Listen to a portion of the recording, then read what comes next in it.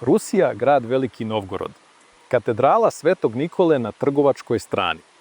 Utopljen u zemlju do prozorskih dasaka. Hram je iskopan i uklonjen je sloj zemlje oko 1,5 metar.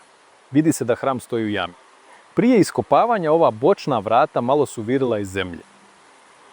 Glavni ulaz u hram. Izgrađen je trijem sa stepenicama.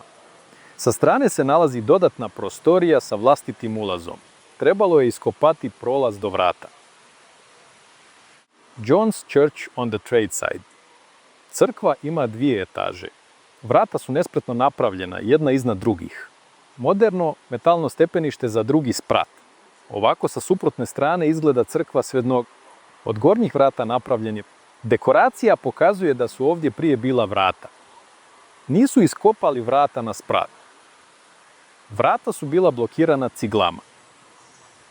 Crkva Dmitrija na trgovačkoj strani. Ona je također pala u zemlju. Vrata i prozori su bili ispod nivoa zemlje. Ispod možete vidjeti začepljene prozorske otvore prvog sprata. Jasno je da to nije bilo predviđeno tokom izgradnje. U blizini se nalazi i crkva Kliment. I ova crkva je raskopana. Uklonjeno je oko pola metra zemlje. Ali ovo nije bilo dovoljno. Vrata nisu bila raskopana u punoj visini. Morate sići dole i snažno se sagnuti da biste prošli kroz takva vrata. Mala vrata ne pristaju uz veliku hramsku zgradu. Crkva Svetog Đorđa. Glavni zapadni ulaz. 2 vrata, jedna iznad drugih. Stepenište i podest drugog sprata su od modernog betona. Površina prizemlja je 1,5 metar ispod nivoa zemlje. Ispod su postavljene moderne betonske ploče. Zidovi jame su obloženi kamenom i ciglom.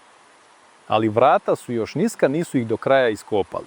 Na južnoj strani crkve nalazi se i duboka rupa. Da biste ušli na vrata, morate sići niz stepenice. Prstom pokazujem nivo tla.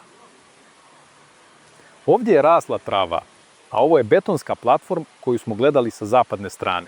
Ovo je mjesto gdje je bio nivo prizemlja. Na ovoj liniji skoro cijela vrata su bila zatrpana. Samo vrh vrata viri iznad tla. Pogled sa oltara. Ovo je nivo prizemlja.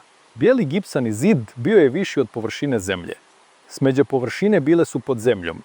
Pod zemljom je bio i sjeverni ulaz u crkvu. Vrata su raskopana i napravljeni zidovi. Da se zemlja ne raspadne. Šta se dogodilo u drevnom Novgorodu? Zašto su prvi spratovi crkava završili pod zemljom?